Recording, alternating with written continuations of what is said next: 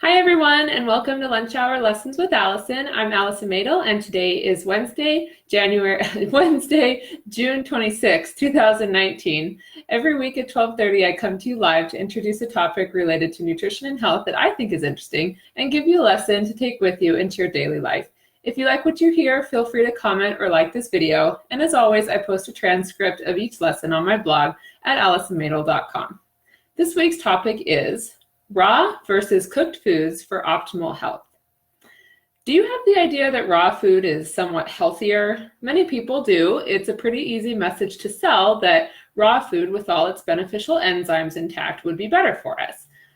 We also know that overly processed food is dead and doesn't do anything for our bodies. Sometimes our body doesn't even recognize it as food, which initiates an inflammatory response or a stress response.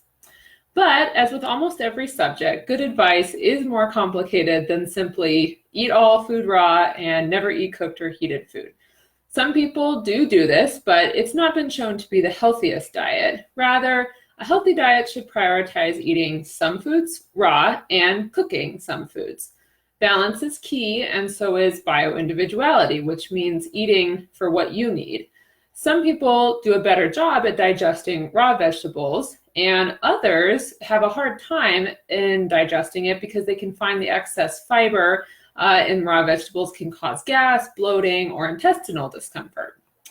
Raw food versus cooked food is really a balance between keeping food in its most alive state as possible while also ensuring that it can be digested well. So both of those things are important.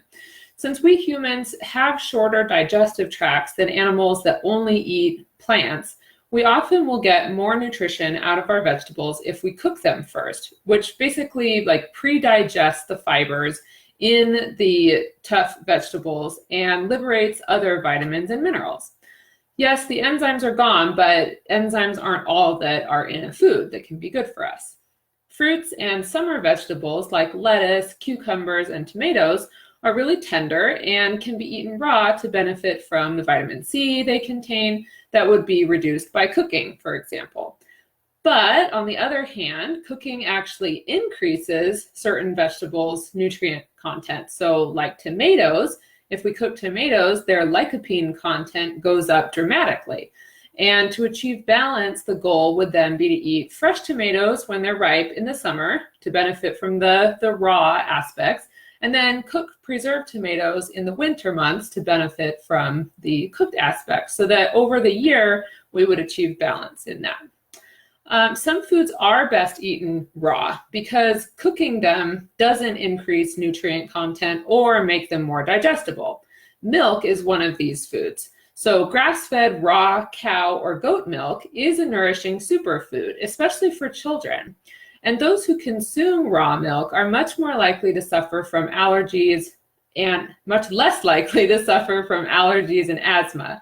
It kind of primes the body against allergies and asthma. It does this by boosting the immune system due to its probiotic and immunoglobulin content. It's also very high in CLA, which is conjugated linolenic acid, which is an essential fatty acid, not present in very high quantities in pasteurized milk. And it's also contains vitamin C, B6, and retinol, or vitamin A.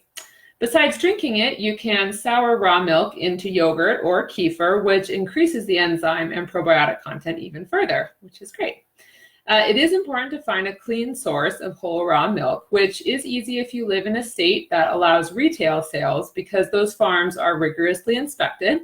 And according to government statistics, you're at least 2,000 times more likely to contract illness from other foods than from raw milk. So it's not an unsafe food as many have been led to believe. Pasteurized and ultra-pasteurized milk would be the cooked version of milk. And that's become one of the most allergenic foods. The population at large is drinking pasteurized milk less and less, while raw milk sales are increasing. And almost all of the benefits of raw milk, that I talked about, are absent in pasteurized milk. Unfortunately, most of the organic milk that's sold in stores is ultra pasteurized, which can't really figure it out. If we move on from milk, and besides fruits and other raw vegetables, you might want to try making something a little bit different, which is called steak tartare. And steak tartare is a raw steak that's chopped up really finely and mixed with things like shallots and capers and Worcestershire sauce. And it's served with a raw egg yolk on top usually. And it's super easy to make, very nourishing. It has all the enzymes intact, and it's really delicious. You can think of it like sushi, but instead of fish, it's beef. So there's lots of really good recipes online that I encourage you to check out. That is all the time we have for today. Be sure to tell a friend this week's lunch hour lesson, which is a balance of raw and cooked foods in your diet will optimize digestibility and nutrient content. Again, a balance of raw and cooked foods in your diet will optimize digestibility and nutrient content.